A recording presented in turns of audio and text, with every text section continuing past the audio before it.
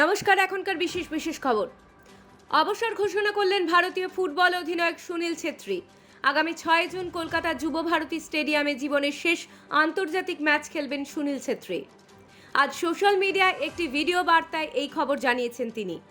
কুয়েতের বিরুদ্ধে জয়ী হয়ে মাঠ ছাড়তে চাইছেন সুনীল ছেত্রী। বড়সড় দুর্ঘটনা থেকে রক্ষা পেল চালক। আজ শান্তির বাজার মহকুমার বাইখোড়া এসএসবি ক্যাম্প সংলগ্ন এলাকায় জাতীয় সড়কে নিয়ন্ত্রণ হারিয়ে মালবাহী ট্রাক দুর্ঘটনার কবলে পড়ে। এই ঘটনার কারণে গাড়িতে থাকা এক ব্যক্তি অল্পবিস্তর আহত হয়। ট্রাকটি সাবরুমের উদ্দেশ্যে রওনা দিয়েছিল। এই সময় এই ঘটনা ঘটে।